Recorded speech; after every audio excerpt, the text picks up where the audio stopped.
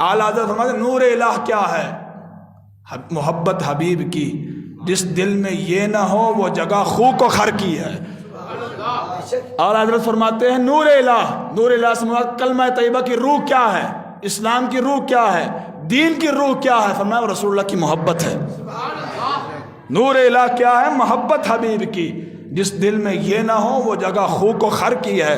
فرمایا نور الہ اسلام کی روح، دین کی روح رسول اللہ سے محبت کا نام ہے، اور جس دل میں رسول اللہ کی محبت نہ ہو وہ جگہ تو خنزیر اور گدھے کی جگہ ہے، خو کو خر کی ہے۔ جس دل میں یہ نہ ہو وہ جگہ خو کو خر کی ہے، خو خنزیر کو کہتے ہیں اور خر گدھے کو کہتے ہیں۔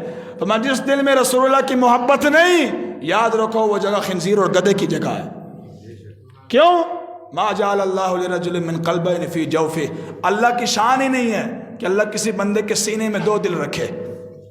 قرآن ہے، اللہ نے فرمایا ما جعل اللہ لرجل من قلبین فی جوفہ، اللہ کی شان ہی نہیں ہے کہ اللہ کسی بندے کے سینے میں دو دل رکھے۔ دل اللہ نے ایک ہی رکھا، کس لیے رکھا؟ اقبال کہتا در دل مسلم مقام مصطفیٰ است، آبرو مازنا میں مصطفیٰ است۔ اقبال کہتا دل اللہ نے اپنے حبیب کی محبت کے لیے پیدا کیا ہے، صرف اپنے حبیب کی محبت کے لیے دل رکھا ہے۔ لیکن آج مسلمان، اقبال ایک اور جگہ پر کہتا ہے شب پیش خدا بگرستم زار بگرستم زار مسلمانہ چرا زارن و خارند ندا آمد نمیدانی ای قوم دل دارد و محبوب ندارند۔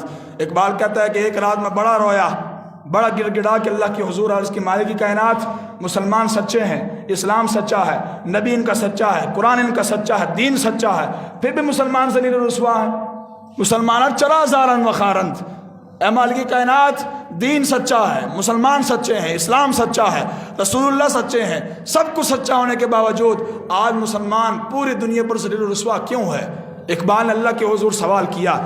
اقبال خود کہتا ہے ندا آمد نمیدانی ای قوم دل دارد و محبوب ندارند۔ اقبال کہتا ہے جب میں نے یہ سوال اللہ کے حضور پیش کیا، اوپر سے جواب آیا اقبال تو نہیں جانتا ان کی ذلت اور رسوائی کا سبب یہ ہے کہ ان کے پاس دل تو ہے لیکن دل میں بسنے والا محبوب کوئی نہیں ہے۔ دل میں بسنے والا محبوب کوئی نہیں ہے۔ دل میں کون بستا ہے؟ رسول اللہ صلی اللہ علیہ وسلم کی ذات نے بسنا۔ بس دل اللہ نے رسول اللہ کی محبت کے لیے پیدا کیا ہے، لیکن آج ہمارے دلوں میں کون بس رہے ہیں؟ ہمارے رجحان کدھر کو ہے؟ ہماری نسبتیں کن کے ساتھ ہیں؟ تعلقات ہمارے کن کے ساتھ ہیں؟ سارے غیروں کے ساتھ۔ وَإِذَا میں تم ہو نصارا تو تمدن میں ہونود، یہ مسلمان ہیں جنہیں دیکھ کے شرمائی یہود۔